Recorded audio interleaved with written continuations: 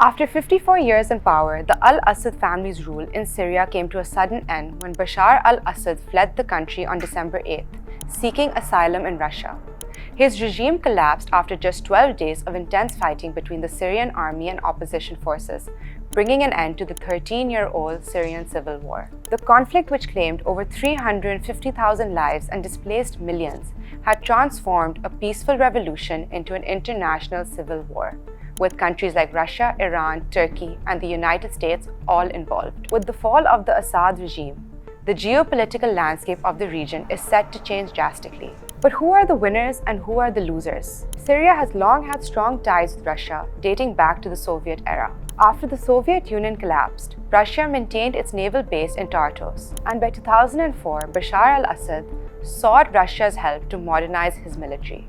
Similarly, Iran and Syria had a deep alliance formed in 1979, which was reinforced by their shared opposition to the US and Israel. When the Arab Spring hit Syria in 2011, Iran immediately rushed to support Assad, sending fighters, including Hezbollah, and providing billions in financial aid. As Assad's regime struggled, Iran played a critical role in keeping in power. In 2015, when it seemed like Assad might fall, Russia intervened, turning the tide of the war in his favor. Moscow's military support helped to strengthen Assad's position, and in return, Russia gained a strong foothold in Syria with military bases in both Tartus and Hamim. This intervention was seen by Russia as an opportunity to challenge Western influence in the Middle East and project power throughout the region. By 2024, it appeared that Russia and Iran had succeeded in stabilizing Assad's regime. But an unexpected opposition offensive turned everything around in just 12 days. The rapid collapse of the Syrian army caught both Russia and Iran off guard, leaving them unable to prevent the fall of Assad. This unexpected shift has dramatically altered the balance of power in the region. For Iran, the fall of Assad is a significant loss.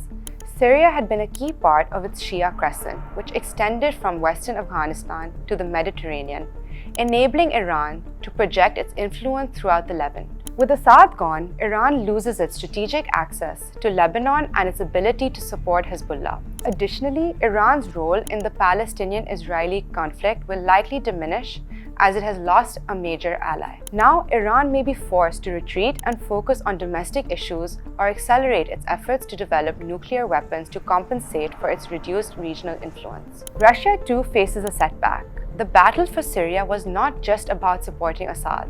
It was part of Russia's broader struggle against what it viewed as Western imperialism.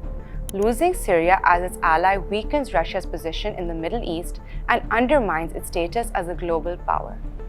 While Russia will likely retain its military presence in Syria for now, with its bases in Tartus and Hamim, its long-term influence in the region is uncertain.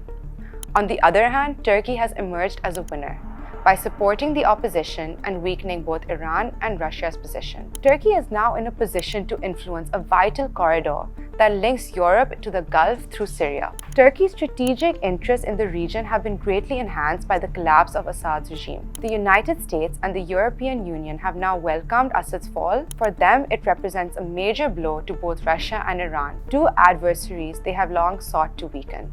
European countries in particular hope that this development could lead to the voluntary return of Syrian refugees, which would help resolve the ongoing refugee crisis.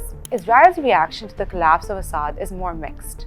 While it is pleased to see the weakening of Iran's influence in the region, it is wary of what might come next. The new political power in Damascus is likely to show greater solidarity with Palestinians, something that concerns Israel.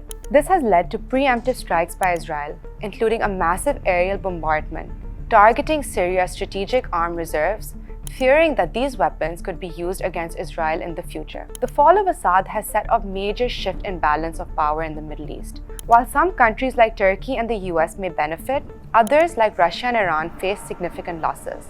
The full impact of this change will take years to unfold, and the region's political future remains uncertain as new alliances and rivalries take shape.